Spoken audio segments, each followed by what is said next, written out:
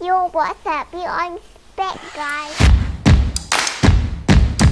For all kat luar, SPM ke, PMR ke, UPSR semua,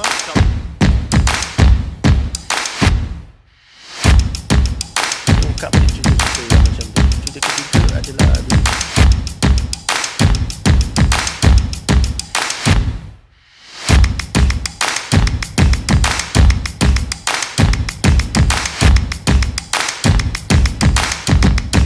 Yo, what's up guys? Pierre Andre is back. Alright, Assalamualaikum and salam sejahtera pada korang yang menonton channel Andre Brothers. Korang semua memang awesome guys. Yes, kita kembali lagi dalam channel Andre Brothers. Okay guys, untuk malam ni aku terlebih excited, over excited. Pasal apa? Pasal aku dah janji dengan korang hari tu aku nak buat video Q&A sempena channel Andre Brothers ni cecah 100k subscribers kan. So malam ni aku tunaikan janji tu. In fact aku dapat banyak soalan juga, cuma aku terpaksa pilih beberapa soalan lah untuk aku jawab malam ni. InsyaAllah kalau ada rezeki aku akan buat Q&A 2.0 lah. So kalau korang nak tanya, boleh komen kat bawah ni, kau tulis nak tanyalah apa benda kau nak tanya. Nanti aku akan pilih mana yang aku boleh jawab dulu. So untuk malam ni ada beberapa soalan yang aku dah listkan untuk korang. Yep, kita start lah kita punya video Q&A. Okay, sebelum aku nak start, aku nak tanya, adakah korang sihat? Kalau sihat, good, Alhamdulillah. Syukur pada Allah, aku pun sihat guys, Alhamdulillah. So tanpa kita melengahkan masa kita, tanpa kita panjangkan masa kita, aku rasa lebih baik kita start kita punya video Q&A kita. Okay, korang dah bersedia? Good, jom kita start sekarang. So soalan pertama ni dia datang daripada Lavza25. So dia tanya, salam saudara Pierre. Waalaikumsalam. Saudara Pierre, saudara aku ke? Tapi tak apalah. Saya ada beberapa soalan ni. Okey, apa pandangan saudara tentang perbezaan shoot guna filem berbanding sekarang dengan shoot tanpa filem? Adakah dengan unlimited recording capability depending on storage boleh menjadikan seseorang director tu lebih indecisive dalam membuat keputusan atau arahan? Okey, bagus soalan ni. Yalah, tak suka certain take boleh keep rolling tanpa bimbang filem habis. Okey, aku faham maksud dia. And then soalan dua dia, what editing software yang saudara guna masa zaman saudara mengarah dulu? Apa pula editing software yang digunakan untuk YouTube channel? Nombor tiga, how long did it take for a movie to be edited during your time? Okey, dia cakap berapa lama proses sesebuah filem tu diedit waktu aku mengarah dululah. So okey, soalan dia aku nak jawab ni. Okay, dia tanya apakah pandangan aku tentang perbezaan shoot guna filem dengan bukan filem. Okay, first aku nak fahamkan korang tentang apa itu filem. So filem adalah filem Kodak tu kan. Zaman dulu kalau kita nak ambil gambar, bukan zaman digital zaman dulu kita kena beli Kodak yang kau kena tarik dia keluar sikit, masukkan dalam kamera kau, and then kau scroll, kau boleh ambil gambar kan. So itu yang nama dia filem. So kalau di zaman aku dulu memang kebanyakan orang guna filem sebab waktu tu kamera digital masih belum ada kemampuan untuk membolehkan dia dilayarkan di skrin besar. So ada tapi tak banyak. And waktu tu aku rasa bersyukur kerana aku di era orang sibuk guna filem. So dia tanya apa perbezaannya. Perbezaan dia sebenarnya banyak sangat dan sangat ketara. Yang pertama adalah, of course, bila kau jadi film director, nama pun film director, dia tak panggil digital director, dia panggil film director. So yang seronok tentang shoot menggunakan filem ni, kau akan rasa satu kepuasan yang sangat beza dengan shoot guna kamera digital ni guys. Okey, apa ini maksudkan filem dengan kamera digital? Okey, sekarang kalau kita tengok kamera telefon kita boleh shoot kat situ kan. Sama juga dengan kamera filem, kita boleh shoot. Cuma bezanya kamera digital dia tak guna filem, dia guna storage yang di dalam kamera tu lah. Berapa banyak kau punya simpanan storage yang ada kat dalam tu. Untuk filem, waktu aku shoot dulu aku guna sekitar minit lah, dia panggil minit filem tu, dalam 4 minit tak silap aku. Dia ada lebih panjang, 8 minit ke apa aku tak ingat, tapi cost dia lebih mahal. macam yang aku dah cerita dulu kan. Okey, jap aku ambil sekali lagi.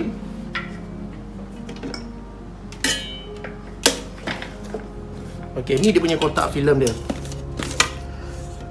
Kodak Vision 3. Okey, ni dia punya kotak lah. Kalau kau buka dalam ni dia adalah filem. Tapi ni kalau aku buka ni kosong. Sebab aku ambil dia punya ni je. Di dalam ni aku rasa sekitar 4 minit je lah. 35mm. Yup, sekitar 4 minit. So untuk satu benda ni dia punya cost sekitar 600 lebih ke 700 macam tu kot. Aku pun tak berapa ingat. Tapi bila benda tu nanti dia siap proses dengan edit, suntingan semua apa, dia akan jadi sekitar satu benda tu RM1,000. So cost dia mahal untuk buat filem. Macam akulah, biasa aku buat filem, at least aku perlukan 100 scan. Kalau 100 scan kali 1000 dah berapa kan? Paling-paling pun kadang-kadang producer keda sikit nak bagi, dia bagi 80 lah, 80 can. So 80 can sekitar 80,000. So 80,000 tu banyak guys. Kau boleh beli kereta untuk kos filem tu je. So selepas bila datangnya era kamera digital, producer lebih suka guna kamera macam tu pasal dia jimat kos, dia tak perlu nak beli filem can tu lagi dah. Jadi dia menggunakan kamera digital ni, kau boleh shoot lah berapa banyak kau nak shoot, berapa jam kau nak shoot, terserah kau. Cumanya yang best shoot menggunakan filem ni, seorang director tu akan menjadi lebih cermat. Nombor satu, cermat dalam penggunaan dia punya filem can tu, dia punya filem tu, supaya tak nak habis, tak nak burst lah. Kalau burst nanti dia kena minta lagi producer naik angin, nanti jadi macam-macam lah. So bila kau kreatif, kau menggunakan filem kau tu begitu hati-hati, kau akan nak make sure akan banyak latihan. Okay, rehearse. Dah dapat perfect baru kita shoot. Bila kita shoot tu, mana bila semua orang dah buat latihan. So bila kita banyak kali latihan mesti kau akan dapat satu benda yang baik kan. So itulah bila dia dah ready, kita shoot guna filem, baru kita akan dapat kualiti tu. Kadang-kadang biasanya kalau aku ambil 2 take macam tu lah. Kalau first take okay, aku akan cakap okay, KIV, maksudnya benda tu keep in view. KIV maksudnya keep in view, maknanya kalau masuk editing nanti aku boleh pakai, aku nak yang take 1 ataupun take 2 yang aku akan ambil sekarang ni. So bila aku shoot take 2, okay, aku akan cakap lah camera roll, apa tu, cameraman cakap rolling, and then adalah silsilah ni. And then biasanya kalau dekat set aku jarang call action. AD aku akan call for action. Aku cuma akan call cut aja. So AD aku akan cakap okay action. Bila action, dia orang pun berlakon apa. Bila aku dah rasa bila time nak cut, aku akan cakap okay cut. Bila cut, semua akan cut. Bila aku play back balik, aku tengok okay yang nombor 2 ni lagi best pada satu. Okay, aku cakap okay, kita go for second take. And then bila aku cakap dengan cameraman okay dengan second take, okay, dia akan check gate dulu. Dia akan check gate lah. Dia punya kamera tu nak pastikan filem tu tak bermasalah. Okay, bila dia check gate dah okay, baru dia release. Okay, boleh, kita boleh guna benda tu.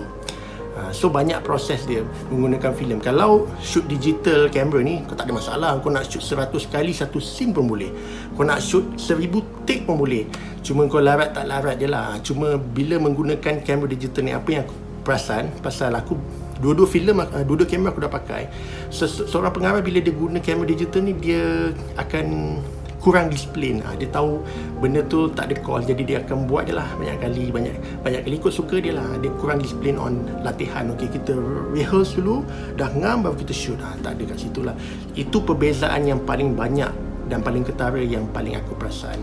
Tapi kalau ikutkan rasa steam dia atau rasa venture dia, bak kata siapa tu, Jackie Kuantan tu, sting aku shoot filem lagi best lah, lagi feel dia lagi shock, especially bila kita dengar bunyi filem tu bergerak.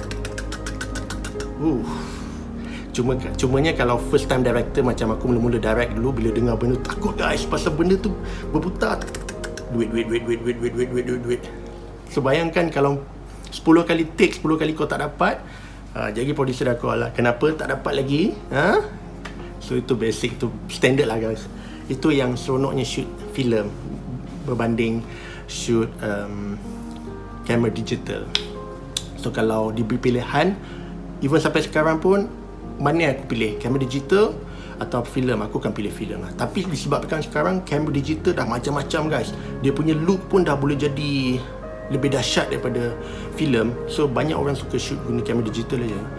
Dia bila dah keluar macam-macam, aku pun dah ingat-ingat lupa kamera-kamera digital yang ada 5D Mark II lah, red cam lah, macam-macam lah. Sekarang ni lagi aku tak tahu sebab aku dah lama tinggalkan bidang ni, so aku tak sure apa kamera yang lebih up to grade sekarang ni. Okay, now soalan kedua dia tanya apa editing software yang saudara pakai masa zaman saudara dulu lah.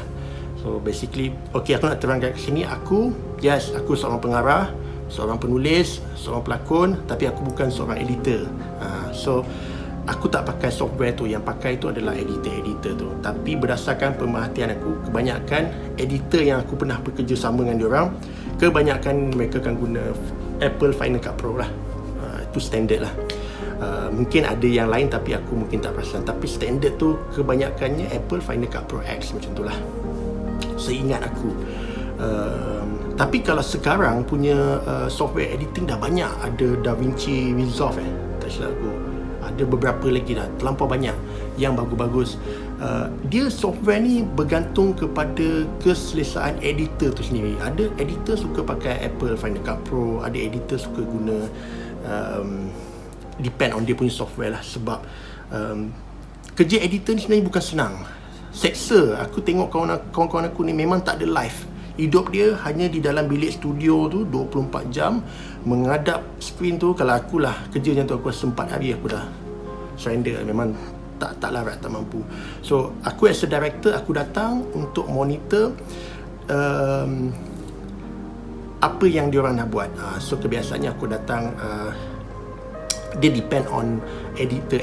Ada setengah editor dia tak nak diganggu, biar dia siapkan satu first cut dulu, and then baru dia tunjuk kat aku lah, and then baru aku akan masuk director's cut, apa yang aku nak. And then daripada director's cut tu lah kita akan preview ramai-ramai, kita akan cut berdasarkan apa yang terbaik. So ada setengah producer dia tak kisah filem dia boleh pergi hingga 100 minit, 110 minit. Ada setengah producer dia nak filem dia tak nak lebih 90 minit pun ada. So pasal apa? Okay, kau kena faham kalau apa beza filem yang 80 minit tak lebih 90 minit dengan filem yang akan sampai 110 minit atau 100 minit lah ke atas lah. So kat sini ada perbezaan yang besar. Okay, seingat aku lah, filem yang di bawah 90 minit dia akan pergi 5 reel filem aja. Dia ada proses. Kalau masuk panggung wayang, dia dia panggil reel lah, tak silap aku. So berapa reel yang akan dipakai. So kalau lagi banyak reel, panjang durasi filem tu, contoh macam 120, dia akan menggunakan lebih banyak reel filem lah. Reel yang dia akan gulung-gulung tu, macam tak silap aku lah. So cost lah, semua memerlukan cost lagi. Seingat aku pun ingat lupa juga guys, aku dah lama tinggalkan bidang ni. So yes, software yang dipakai adalah, kebanyakan yang aku perasan adalah Apple lah, Final Cut Pro. Yang kalau lain tu aku tak berapa ingat. Dan ditanya pula apa pula editing software yang dipakai untuk YouTube channel lah. Ini malu nak jawab lah guys. Aku ni amateur. Untuk sebagai YouTubers, aku admit aku amateur. Memang amateur yang paling low spec lah. Yang aku tengah belajar lagi proses untuk upgrade diri aku menjadi YouTubers yang lebih bukan pro lah, tapi semi pro lah. Pasal kalau nak cerita, aku buat segala-galanya dengan YouTube ni hanya menggunakan satu handphone aja. Itu handphone yang sekarang ni lah, handphone Apple 8 Plus ni. Dan handphone aku ni dia tak ada nombor phone guys. Dia sekadar untuk urusan kerja aku lah, untuk uruskan aku punya YouTube ni. Aku edit menggunakan movie apa yang kan kat Apple kan dia ada, alamak aku lupa apa, movie cut apa yang basic tu je lah. And then aku edit di dalam tu. Kalau dulu mula-mula aku guna Viva Video, tapi sekarang aku dah jarang pakai Viva Video. Aku edit guna yang movie itulah. And then daripada situ aku edit. Daripada telefon tu juga aku masukkan ke dalam YouTube channel aku. So segala-galanya di dalam telefon aku. So aku ni, to be honest, aku jujur, aku ni orang yang bukanlah rajin sangat yang setiap masa mesti nak kena. Tak. Aku kadang-kadang pemalas juga guys. So bila orang yang malas ni, dia akan cari benda yang paling senang untuk dia buat kerja dia. Dan orang malas sebenarnya kreatif guys. Dia akan cari benda yang paling senang untuk memudahkan kerja dia. That's why aku cakap aku ni YouTubers yang amateur, sebab segala-galanya semua di dalam satu phone aja. Edit kat situ, shoot kat situ, publish pun dekat situ juga. Semua dekat situ je. Tapi mungkin insyaAllah bila dapat first payment daripada YouTube ni, mana tahu ada rezeki, aku dah plan ada beberapa benda yang aku nak upgrade, terutamanya kamera. Lepas tu mungkin aku akan dapat satu komputer yang proper lah. Sekarang aku punya laptop ni pun basic je guys. Laptop aku punya personal laptop yang aku boleh buat kerja urusan dokumentasi tu je, bukannya laptop yang canggih pun. Mungkin satu PC yang proper lah untuk aku buat editing, dan juga microphone yang wireless. Aku dah usah lah, ada beberapa yang aku sengam untuk projek On The Brothers ni. Tapi kalau kau tanya aku, honestly sekarang ni segala-galanya phone ni lah yang betul-betul membantu aku, iaitu iPhone 8 Plus ni. Semuanya dia yang tolong aku guys. So yes, apa lagi tanya? Okay, berapa lama filem how long did it take for a movie to be edited during your time? Okay, berapa lama sebenarnya depend on editor juga. Ada editor yang aku kenal, dia ambil masa yang lama, 6 bulan pun ada. Tapi kebanyakan dia aku rasa 2-3 bulan dia dah siapkan first draft lah. Itu first cut untuk aku preview. Tugas aku bila aku datang, aku akan bagi aku punya version, aku punya cut, maknanya transition dia aku nak macam mana, dia punya mood aku nak macam mana, momentum, tempo dia aku nak macam mana. So bila aku dah bagi tahu apa yang aku nak, baru dah diorang akan buat berdasarkan apa aku nak. Tapi ada editor yang bagus, ada sebenarnya editor yang bagus.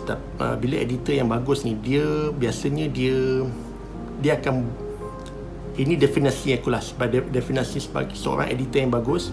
Bila dia dapat satu cerita tu dia boleh edit menjadi 2 atau 3 cerita yang berbeza berdasarkan dia punya editing dia guys. Sebab edit ni dia ada macam-macam konsep, ada non-linear, ada yang konsep linear. So depend on creativity seorang director atau editor tu.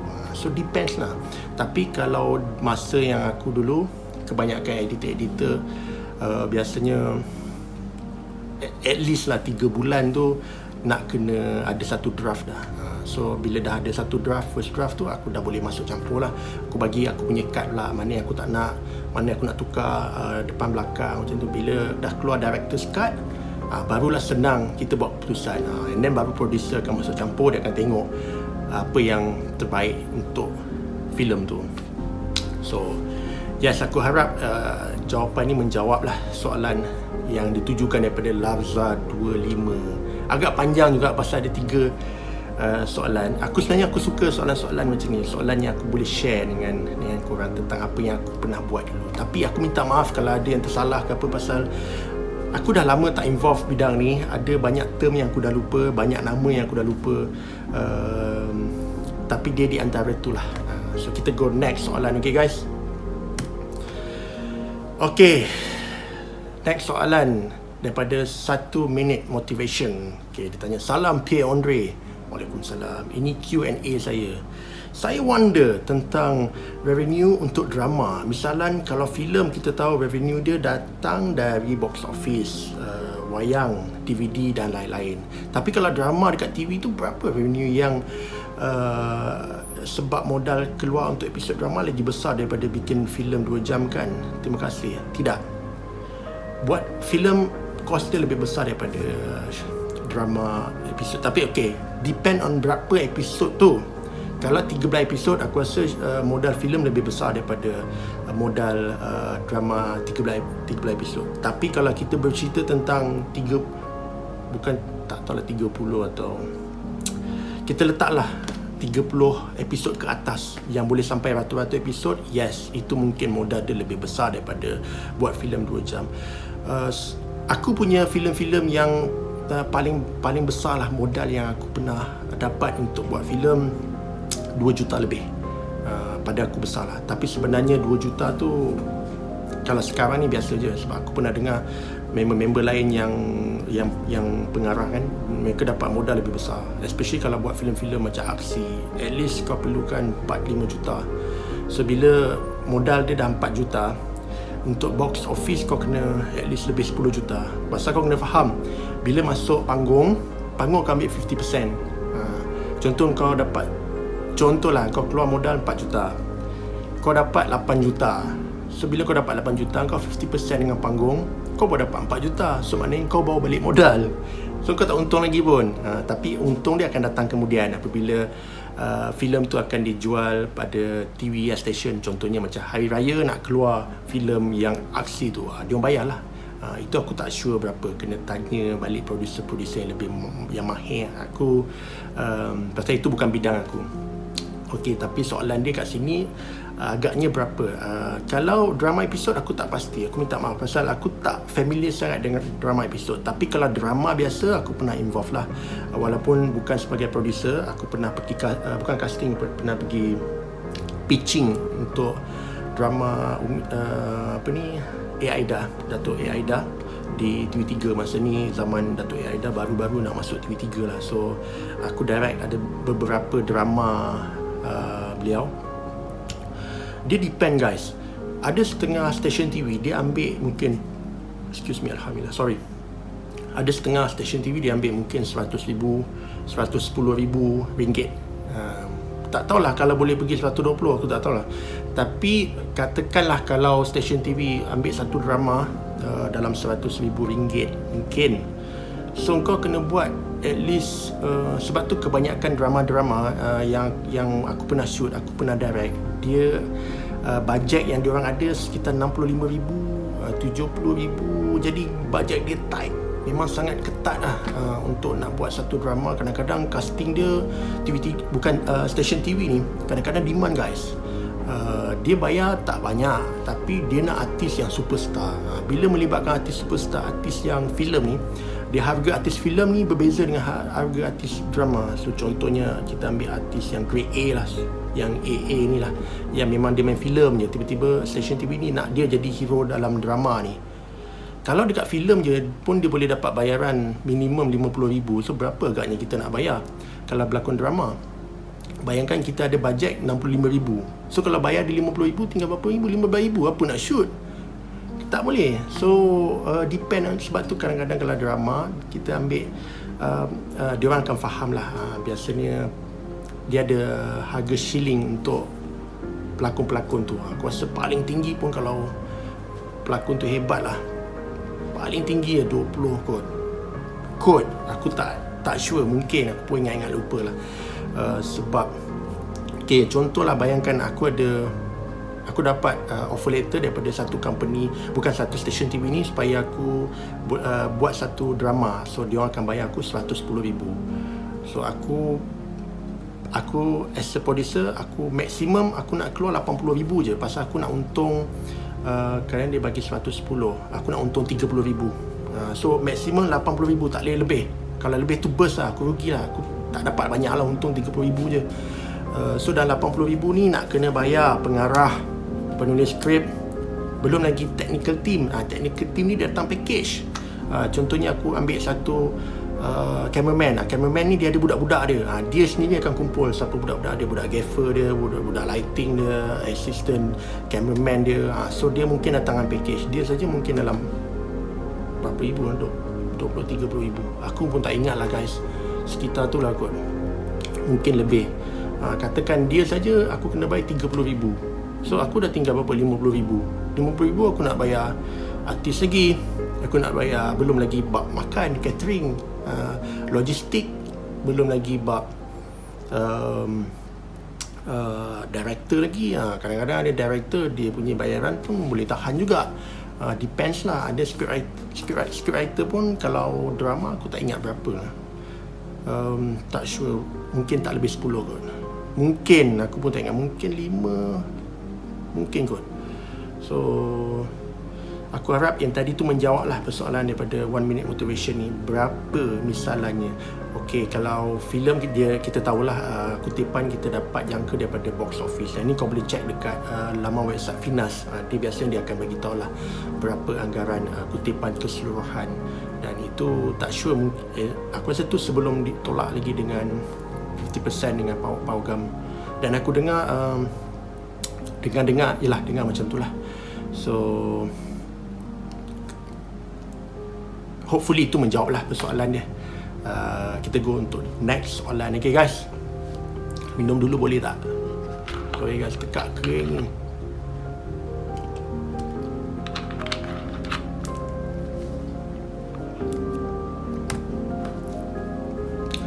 Okay, soalan seterusnya daripada Adam Nizam. Okay, dia tanya, soalan dari saya untuk Bro Pierre Andre. Bro Pierre Andre suka tengok review makanan tak? Hihi. Berpeluh guys. Bukan apa, selalunya orang makan seorang je. Tapi saya ada buat video dengan abang saya yang istimewa. Okay, kalau boleh Bro Pierre Andre boleh react. Hihi. Syabas Bro Andre. Brother dapat 100k subscribers. Terima kasih daripada Adam Nizam. InsyaAllah kalau ada masa aku akan cuba kodik-kodik kau punya channel nanti Dad. Okay, soalan dia tanya aku suka ke tengok review makanan. Yes. Itu antara salah satu aku punya kalau dekat YouTube lah, aku ada beberapa YouTube channel yang memang aku suka tengok dia buat review makanan. Kalau dekat Malaysia, yang suka pergi kedai-kedai macam kedai store-store yang berjalan ni, Asfa Badrul yes, aku suka tengok dia punya channel. In fact, sebab dia pun aku rasa dia orang sana, orang Ipoh Perak sebab aku perasan dia punya video kebanyakan main di sebelah sana. Dan kebetulan kampung mak aku pun di sana. Kadang-kadang ada mana kedai yang dia buat review tu, balik aku pergilah, aku try. Salah satu efek dia daripada YouTube channel Asfa Badrul tu. Tapi kalau di Indonesia ada satu channel ni memang aku suka tengok, nama dia Next Carlos. Dengan Mamat ni memang comel lah. Memang comel, aku tengok dia comel sangat. Disebabkan dia lah aku suka sangat tengok dia punya channel ni. Dan bila dia pergi review makan tu, tak tahulah, nampak sedap sangat dia makan tu. In fact dia pernah buat review satu kedai makan dekat Pontianak, Indonesia kan. Kedai tu dia jual nasi putih dengan telur goreng aja. Dekat kedai tu memang penuh orang walaupun jual nasi putih dengan telur goreng aja. Dan aku tengok, wow, sampai aku terasa nak pergi sana. InsyaAllah kalau ada rezeki, aku nak travel ke sana untuk cuba makanan-makanan yang telah di-review oleh Next Carlos. So menjawab persoalan tu, ya, saya memang suka tengok review-review makanan, especially bila malam-malam. Lepas tu bila tengah malam ni, tengok pula orang makan nasi kandar. Aduh, mana nak dapat nasi kandar malam-malam ni. Tengok orang makan burger bakar, mana nak dapat burger bakar malam-malam ni kan. So sendiri cari penyakit tengok malam-malam kan. Okay, next Okay, next soalan daripada Sabrina Razali. Question, boleh saya tahu kenapa The Whole Farm Family, okay, Whole Family Bang Pierre menyepi dari industri? Sebab adik Abang Pierre pun dah lama tak nampak kat TV. Okay, kalau aku sendiri memang ada reason untuk break lah, untuk stop dulu.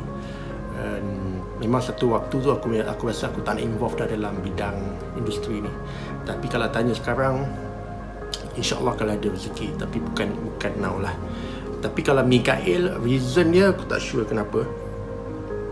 Tapi salah satu yang aku rasa sebab dia dulu, excuse me, Alhamdulillah, sorry guys. Salah satu sebab dia dulu, selepas dia berkahwin, dia berpindah ke Langkawi sebab isteri dia bekerja kat sana. Dan di sana mungkin dia banyak tolak job kot, sebab agak jauh Langkawi dan KL kan. Dia nak teruskan berkarya. Tapi selepas tu aku tak sure kenapa. Mungkin dia tu kena tanya Mikael sendiri lah. Tapi kalau sekarang ni aku tengok dia sibuk sebagai gamers lah, streamers. Korang pergilah layan dia punya game dia. Aku kadang-kadang layan seronok kat guys. Mikasan kan Facebook dia tu. So kontra pergi layan sana. Dia sekarang sibuk dengan dia punya tu lah. Tapi kadang-kadang dia akan upload juga video-video di YouTube ni. Pasal seperti yang korang tahu, sebenarnya channel Andre Brothers ni diasaskan oleh dia dengan mak aku. So at the waktu tu aku tak involve. Memang aku belum nak menonjolkan diri atau nak keluar lah, nak involve dengan YouTube apa. So mak aku dengan Mikael yang asaskan channel ni. Diorang, kalau kau tengok dulu video awal-awal tu ada drama pendek Opah dengan Atuk, itu semua diorang punya program lah tu. And then sampai satu tahap channel ni agak lama terbiar pasal Mikael sibuk dengan dia punya Facebook tu, streamer sebagai gamers tu, dia macam terabai sikit lah. So somehow tiba-tiba tengok channel ni dia ada berapa 3,000 lebih subscribers. Dan Mikael pun pesan kat aku, dia cakap agak sayang kalau aku biarkan channel ni macam tu je kan. Dia cakap buat sesuatu lah. Aku pun fikir okey lah, why don't aku try buat sesuatu. Dan aku keluarlah dengan idea-idea react benda-benda yang menakutkan tu lah. Sebenarnya banyak idea guys yang aku nak share dengan korang, tapi nanti aku akan bagi tahu apa benda yang aku nak buat. So dari situlah aku sampailah sekarang kau tengok ni, kita tengok video Q&A ni kan. Itulah dia. So yep, kalau tanya mak aku, sebenarnya dia tak menyepi, dia masih berlakon lagi, cuma dia bersifat selektif lah. Dia select apa yang best saja. Kalau dia rasa watak tu kena dengan apa yang dia suka, dia buat. Kalau tak, dia tuan. Sebenarnya macam Mami Khatijah ni, dia dah separuh retired lah. Dia dah hampir nak pencen lah. Dia pencen, tapi mana yang kawan-kawan panggil, dia buat. Tapi kalau aku sendiri, memang aku buat masa sekarang ni aku tak involve. Mikael tak sure, kena tanya dia. So kita go next soalan, okay? Okay, daripada Bravo Art. Assalamualaikum bang. Waalaikumsalam dek. Nak tanya soalan sikit. Tanya dek, sejak usia berapa abang dah mula minat dan terjebak dengan dunia lakonan? Okay. Dan sepanjang tempoh pembikinan filem seram, adakah abang pernah rasa putus asa untuk stop terus dari membuat filem seram akibat daripada gangguan makhluk halus itu je?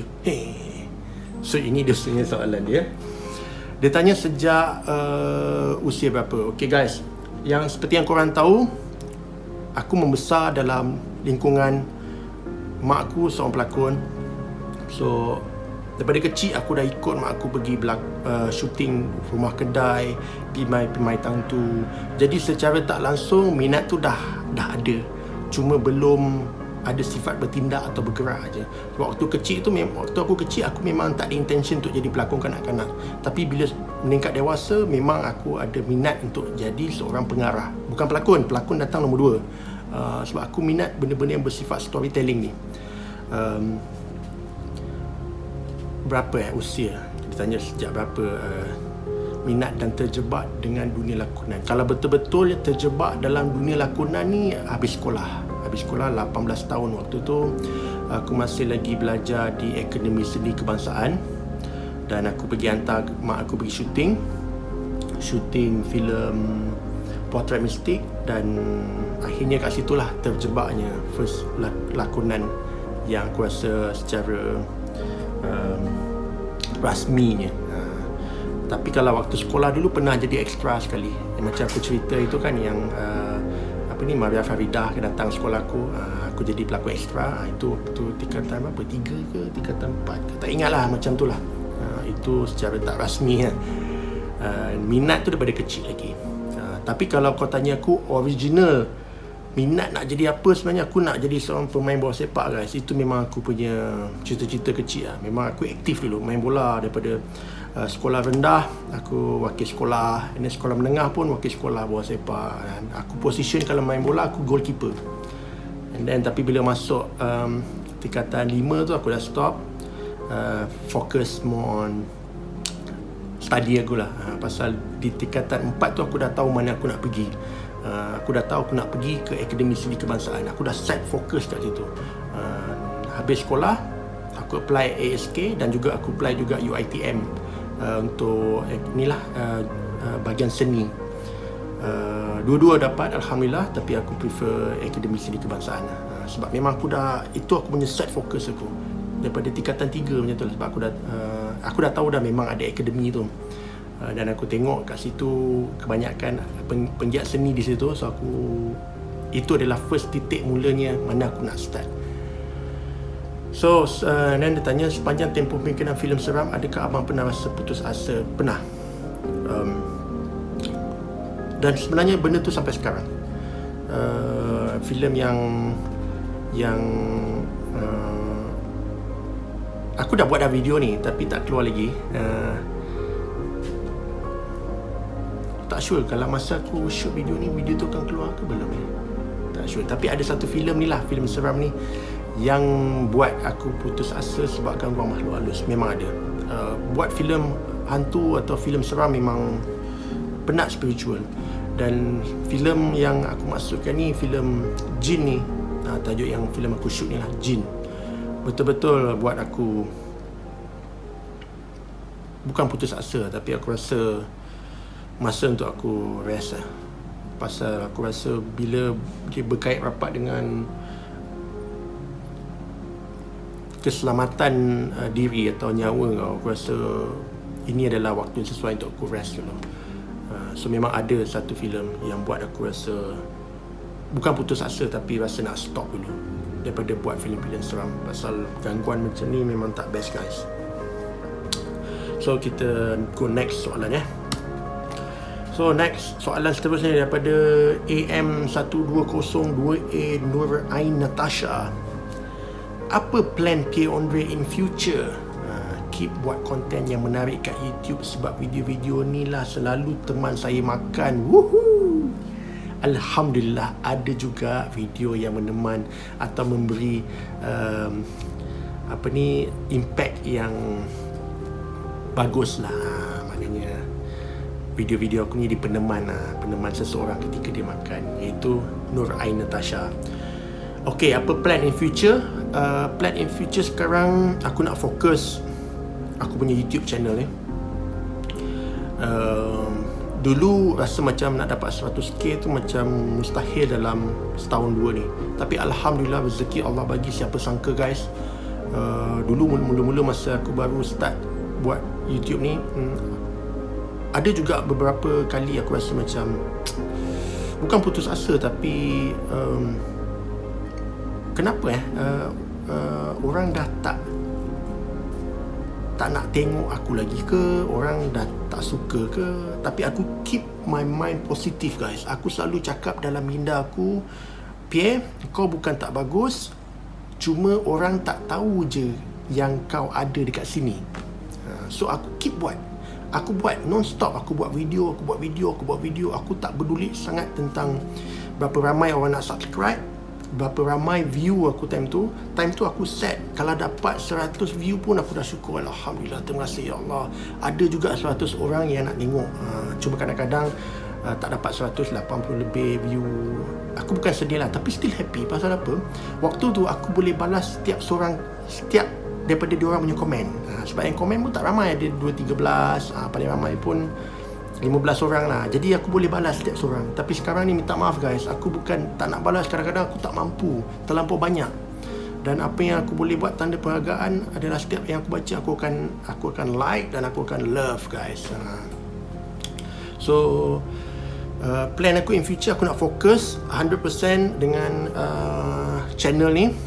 Aim aku adalah nak hit 1 million subscribers. Tapi sebenarnya itu bukan aku punya big why.